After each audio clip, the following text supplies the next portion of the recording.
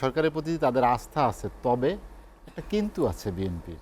এই কিন্তুটা আসলে কেন আসলো? আরেকটি 7 মাস হতে চললো, এই সময় রাজনীতির আলাপ কতটা করেছে সরকার রাজনৈতিক দলগুলোর সঙ্গে সেটি একটি। এটা মঞ্জু ভাই হচ্ছে অ্যাপ্রোপ্রিয়েট পারসন, বারবার বলছে গেছে সংস্কারের নামে কালক্ষেপণ হচ্ছে, এখনো আরো সময় নিচ্ছে সরকার। এই নিয়ে একটি বিএনপির মধ্যে এক ধরনের অসন্তোষ আছে। আপনি কিভাবে দেখেন বিষয়গুলো? আমি আপনাকে এবারে আলোচনাটা একটু জটিলভাবে করি। প্রথমটা তো সরলভাবে বলেছি, এখন একটু জটিলভাবে বলি। প্রথম হচ্ছে কি জানেন, এই রাষ্ট্রীয় যে আলোচনাগুলো আমরা বাইরে দেখি, বড় বড় সংকট কিন্তু পর্দার অন্তরালে সমাধান করতে হয়। 1/11-এর সময় কি হয়েছিল, এখানে মিলন ভাই আছে, উনি হয়তো ভালো বলতে পারবেন, প্রিন্স ভাইয়েরও মনে থাকার কথা। শেখ হাসিনার সাথে প্রথম 1/11-এর কুশীলবদের যে একটা আন্ডারস্ট্যান্ডিং হয়েছে, সেটা কি প্রকাশ্য হয়েছে? সেটা পর্দার অন্তরালেই হয়েছে। সেই অন্তরালের মূল পয়েন্টটা কি ছিল? এই যে ইন্টারিম গভর্নমেন্ট যেটা তখন ছিল, তাদের যে সমস্ত অন্যায় বা ভুল বা তাদের যে সমস্ত পদক্ষেপগুলো ছিল, সেগুলোর ব্যাপারে শেখ হাসিনার সাথে তারা একটা গোপন চুক্তিতে মিলিত হয়েছে যে তাদেরকে কোনো চ্যালেঞ্জ করা হবে না, ঠিক আছে, এবং তাদেরকে একটা সেফ এক্সিট দেওয়া হবে। এবং এটা শেখ হাসিনা দিয়েছেন তাদেরকে, কাউকে এমপিও বানিয়েছেন, কাউকে সেফ এক্সিটও দিয়েছেন। এবং এটার বিনিময়ে কিন্তু 2008-এর ইলেকশনে কিন্তু একটা গ্রে এরিয়া আছে, এটা বিএনপি সবসময় স্পষ্ট করে বলেছে, কিন্তু সেটা হয়তো সেভাবে আমরা প্রতিষ্ঠা করতে পারি নাই। 2008-এর ভোটের ট্রেন্ড আওয়ামী লীগের পক্ষে ছিল, ঠিক আছে, কিন্তু সেখানে একটা বড় ধরনের প্রশাসনিক কারচুপির ব্যাপার ছিল। এখন আসেন, আমরা যদি এবারের অবস্থাটা দেখি, এই যে সরকার যত ডিলে করবে, সরকারের সময় যত বেশি হবে, সরকার যত প্রলম্বিত হবে, তার কিন্তু অনেকগুলো ক্রাইসিস তৈরি হবে। এবং সেই ক্রাইসিসের মধ্যে কিন্তু এক ধরনের জটিলতার ব্যাপারও থাকবে, তার বৈধতার ব্যাপার থাকবে। এই যে এখন ধরেন নানা নিয়োগ নিয়ে প্রশ্ন উঠতেছে, সরকারের নানা পদক্ষেপ নিয়ে প্রশ্ন উঠবে, সরকারের সাথে নানা জনের নানা ধরনের দূরত্ব তৈরি হবে, আন্তর্জাতিক জাতীয়ভাবে। আপনি খুব সহজেই দেখবেন, মানে আমি খোলামেলাভাবে কথাগুলো বলছি, যেহেতু আমি দলগতভাবে আমার একটা অবস্থান আছে সে জায়গা থেকে। আপনি দেখেন, প্রথমে আমরা কি দেখলাম? প্রথমে আমরা দেখলাম যে বিএনপির সাথে ছাত্র, এখন যেটা হয়েছে জাতীয় নাগরিক পার্টি, বিএনপির সাথে জাতীয় নাগরিক পার্টির একটা বাকযুদ্ধ হচ্ছিল। আর বিএনপি একটু আঙ্গুল তুলছিল যে জামাত এখানে এক ধরনের রোল প্লে করছে কিনা, একটা অনুষঙ্গ হিসাবে। এটাই ছিল এই বেশ কিছুদিন আগে। ইদানিং দেখা যাচ্ছে যে জামাতের সাথেও কিন্তু জাতীয় ছাত্র মানে জাতীয় নাগরিক পার্টির কিন্তু একটা, এনসিপির কিন্তু একটা ঠান্ডা যুদ্ধ এবং সেপারেশনের আলোচনা চলছে। এবং এটা আরও ভিজিবল হবে, হয়তো আমরা শুনছি যে একটা নতুন একটা প্ল্যাটফর্মও কিন্তু হতে যাচ্ছে, এরকমও আমরা কথা শুনেছি। Like AB party? না না, এবি পার্টিকে তো এই ধরনের তহমত দেওয়া হয়েছে, মানে আপনার অভিযোগ দেওয়া হয়েছে, কিন্তু সেটা তো আমরা বলেছি যে আমরা এটা ফেস করেছি। এনিওয়ে, আমি যেটা বলছি যে এইভাবে কিন্তু আরও ধরনের বিষয়গুলো আসতে থাকবে। সরকার যত দেরি করবে, হ্যাঁ, সরকার দেরি করে যদি একটা সুষম অর্থনীতি, একটা ভালো রাজনৈতিক পরিস্থিতি দিতে পারে, তাহলে কিন্তু বিএনপির পয়েন্ট কমে যাবে। মানুষ কিন্তু আস্তে আস্তে সরকারকে বলবে যে না, সরকার না হয় আরও কয়েকদিন থাকুক, অসুবিধা কি। কিন্তু যখন আপনি দেখবেন আইনশৃঙ্খলা পরিস্থিতি নিয়ন্ত্রণ হচ্ছে না, নতুন নতুন ক্রাইসিস তৈরি হচ্ছে, নানা ধরনের অপরাধ প্রবণতা বাড়ছে, পুলিশের কোনো পুলিশি যেই মানে ন্যায় বিচার পাওয়ার সেটা প্রশ্নবিদ্ধ হচ্ছে, তখন কিন্তু সরকারই আনপপুলার হবে। এবং বিএনপি যে তাড়াতাড়ি নির্বাচন চাচ্ছে, সেই দিকে কিন্তু মানুষের ঝোঁক প্রবণতা বাড়বে। মানুষ তখন মনে করবো এরা তো কিছু করতে পারছে না, সুতরাং ঠিক আছে ইলেকশন দেন। এখন কথা হচ্ছে, বিএনপি ইলেকশন দিলে ক্ষমতায় আসবে, এটা আমরা কিভাবে বলছি, বা এই ধরনের একটা পারসেপশন কেন তৈরি হয়েছে? আচ্ছা ভাই, আর্জেন্টিনার সাথে যদি বাংলাদেশের ফুটবল ম্যাচ হয়, তখন মানুষ পারসেপশনই তৈরি হবে যে আর্জেন্টিনাই জিতবে। এটা একটা সাধারণ ব্যাপার। যে বিএনপি ধরেন গত 3 টার্ম ইলেকশন আওয়ামী লীগ বিএনপিকে ইলেকশনে স্পেস দেয় নাই, কেন দেয় নাই? তার একটা ভয় ছিল যে একটা ফেয়ার ইলেকশন হলে বিএনপি জিতবে। তাহলে এটা তো একটা প্রতিষ্ঠিত সত্য এখানে। তো সুতরাং আমরা যখন আলোচনা করি না, তখন আমরা সবাই সুশীল জায়গা থেকে আলোচনা করি, খোলামেলাভাবে আলোচনা করি না। আমি এই জন্য দেখছি যে সরকার যত প্রলম্বিত হবে, তখন সে ভালো কাজের পাশাপাশি তার কিছু দায়বদ্ধতা তৈরি হবে, এবং এই দায় থেকে একটা ভীতির উৎপাদন ঘটবে। সেই ভীতিটা কি? সেই ভীতিটা হচ্ছে যে নেক্সট গভর্নমেন্ট আমাকে যদি ধরেন আমি হাইপোথেটিক্যালি আলোচনা করলাম, এখন নানা কথা আমরা শুনতে পাচ্ছি যে আমাদের উপদেষ্টারা নানা অনিয়মের সাথে কেউ কেউ জড়িত হয়ে পড়ছেন। তো এই অনিয়মের সাথে জড়িত হয়ে পড়লে নেক্সট গভর্নমেন্ট যখন আসবে, বা পরবর্তী সরকার যদি তার প্রতি মানে মহানুভব না হয়, তাহলে সে তো এগুলোর বিচার, এগুলোর তদন্ত করা শুরু করবে। তো এখন আমি যখন বুঝবো যে নেক্সট গভর্নমেন্ট আসলে আমাকে ধরবে, তো আমি তো নেক্সট গভর্নমেন্ট আসতেই দিতে চাইবো না। আমি তো চাইবো ইলেকশন কি হোক, বিলম্বিত হোক বা কোনোভাবে তাকে, এই জায়গাটা আমি বলছি পর্দার অন্তরালে একটা আন্ডারস্ট্যান্ডিং প্রয়োজন আছে যে ভাই তোমরা এই ধরনের ঝামেলা টামেলা না করে চলো, ঠিক আছে সংস্কার, ওই যে আমরা বলি না যে আমি উইন উইন পলিসি, আপনার ইস্যু কি, আপনি সংস্কার চান, আপনি বিচার চান, আপনি ঠিক আছে, আমরাও এটার সাথে একমত। আর বিএনপি কাছে আমরা কি চাই, বিএনপির কাছে আমরা একটা অ্যাসুরেন্স চাই যে বিএনপি এই সংস্কারটা করবে, বিএনপি এটা কন্টিনিউশন রাখবে, বিএনপি বিচারটাকে শক্ত হাতে করবে।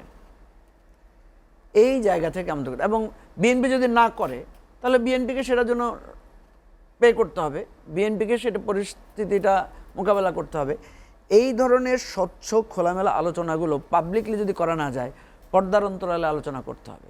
এবং আমি এখানে বিএনপিকে কিছুটা দায় দিব, দোষ দিব, যে বিএনপি যেহেতু এখানে মেইন স্টেক হোল্ডার, তাকেই কিন্তু এই জায়গাটা চিন্তা করতে হবে। দেখেন বিএনপি কিন্তু 111-এ এই জায়গাটাই কিন্তু সে এক ধরনের মানে একটা কঠোর পজিশনে ছিল। এবং আমরা যতটুকু শুনেছি, এটা প্রিন্স ভাইরা আরও ভালো বলতে পারবেন, ভেতরের কথা তো আমরা জানি না, পাবলিকলি সবাই বলছে যে 111-এর কুশীলবরা প্রথমে বিএনপির কাছে গিয়েছিল যে একটা সেফ এক্সিট পাওয়া যায় কিনা, বিএনপি এটার সাথে একমত হয় নাই, ফলে ওরা আরেকজনের সাথে নেগোশিয়েট করেছে। তো এই বর্তমান সরকারের এই ধরনের কোনো যদি প্রবলেম থাকে, সেটা তো বিএনপিকে বিবেচনা করতে হবে। তো এইগুলো হচ্ছে অন্তরালের আলোচনা। এই আলোচনাগুলোকে যদি আপনি অ্যাকোমোডেট করতে পারেন, তাইলে আমি একটা সমাধানের পথ দেখি, আর এই কাদা ছোটাছুটিটাও বন্ধ হবে এবং একটা গাইডলাইন আমরা পৌঁছাতে পারবো। বিশেষ করে আইনশৃঙ্খলা পরিস্থিতির কথা বলেছেন প্রিন্স ভাই, বলছেন যে মবের কথা। আপনি জানেন যে গতকাল রাতেও এরকম একটি ঘটনা ঘটেছে। সরকার কর্তৃত্ব বা নিয়ন্ত্রণ নিয়ন্ত্রণে রাখার এই প্রচেষ্টা কোনো ঘাটতি আছে কিনা, কেন বারে বারে এই ঘটনা? দেখেন, বিষয় হচ্ছে যে মব বলে আমরা যেটাকে বলছি, বাংলাদেশে এটা সবসময় ছিল, বাংলাদেশে অতীতেও এ ধরনের মব ছিল। তবে কিছু কিছু মব তৈরি করা হয়েছে। যেমন আপনার মনে থাকার কথা, কুষ্টিয়াতে আমার দেশের সম্পাদক মাহমুদুর রহমানকে যখন হামলা করা হয়েছে কোর্টের ভিতরে, ওনাকে রক্তাক্ত করা হয়েছে, সেটা কি ছিল? সেটা কি সন্ত্রাসবাদ, জঙ্গিবাদ, উগ্রবাদ না মব? আপনার মনে আছে দৈনিক সংগ্রামের সম্পাদককে অফিসে গিয়ে তাকে হামলা করা হয়েছে এবং সেখান থেকে তাকে তুলে এনে, মঞ্জু ভাই, সুনির্দিষ্ট একটি সংগঠনের নেতাকর্মীরা গিয়ে হামলাগুলো চালিয়েছে। আমি আপনাকে বলছি যে আমাদের দেশে ওই যে আপনার ছেলে ধরা বলে একটা মহিলাকে মেরে ফেলেছিল না, মনে আছে না? বাড্ডায়। আমার কথা হচ্ছে অতীতে হয়েছে বলে এখনো হবে, এটা কোনো যুক্তি হতে পারে না। আমি যেটা বলতে চাই, আমরা যখন হঠাৎ করে বলি না, মনে হচ্ছে না মবটা এখন হঠাৎ করে হচ্ছে। এই যে আমার ধরেন আমরা যে গণ অভ্যুত্থানটা করেছি, এটাকে পজিটিভলি হচ্ছে এটা একটা গণ অভ্যুত্থান, নেগেটিভলি দেখলে এটাও তো একটা মব। কারণ এটা তো হচ্ছে আইন টাইন কিছু মানি না, আমি আমি আমি আমি এই সরকারকে মানি না, এই সরকারের অস্তিত্বকে আমি বিনাশ করে দেব, এটাই তো কথা হচ্ছে। যে কোনো গণ অভ্যুত্থানই কিন্তু আইন শৃঙ্খলাকে ব্রেক করেই করতে হয় এবং এরপর এটাকে স্বাভাবিক পর্যায়ে আনতে হয়। এই সরকারের একটা গুরু দায়িত্ব হচ্ছে এই গণ অভ্যুত্থান পরিস্থিতির পরে এই যে মানুষের মনে, এই যে আপনি এখন একটু আগে প্রশ্ন করলেন যে উগ্রবাদের, আচ্ছা ফ্যাসিবাদের কারণেই তো উগ্রবাদের জন্ম হয়। শেখ হাসিনার এই ফ্যাসিবাদের কারণেই তো উগ্রবাদ তৈরি হয়েছে। কারণ উগ্রবাদটা মানে কি? উগ্রবাদটা হচ্ছে যখন আপনার কোনো, আপনি যখন দেখেন যে আমি স্বাভাবিক পন্থায় কাজটা করতে পারি না, তখন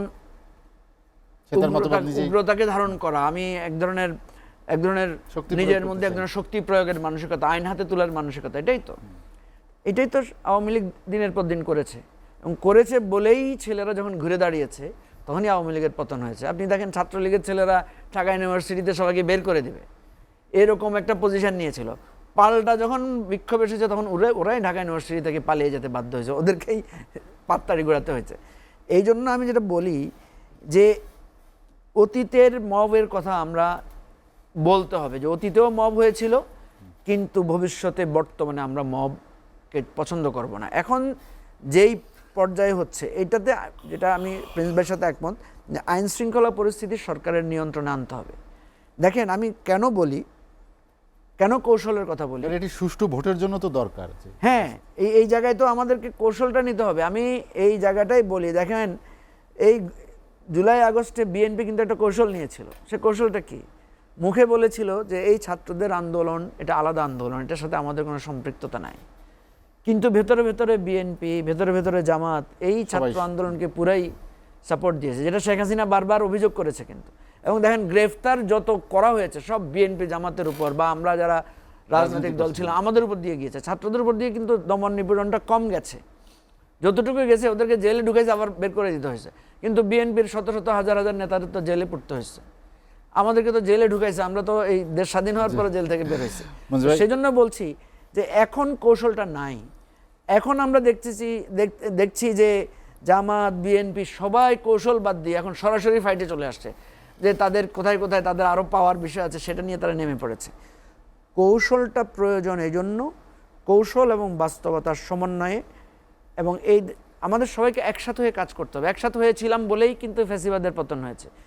একসাথ হলেই আইন শৃঙ্খলা পরিস্থিতি নিয়ন্ত্রণে আসবে।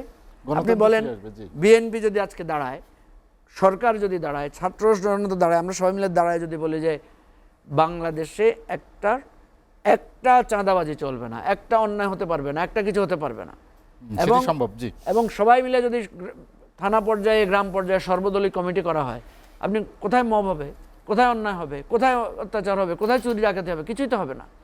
এই জায়গাটায় সরকারের ভূমিকাটা নিতে হবে। সরকারকে আমি এই জায়গায় সক্রিয় দেখতে পাচ্ছি না। এই নিয়ন্ত্রণটা সরকারের পক্ষে করা খুবই সম্ভব। কেন ডক্টর ইউনূস এটা করছেন না, এটা আমার কাছে রহস্যের ব্যাপার।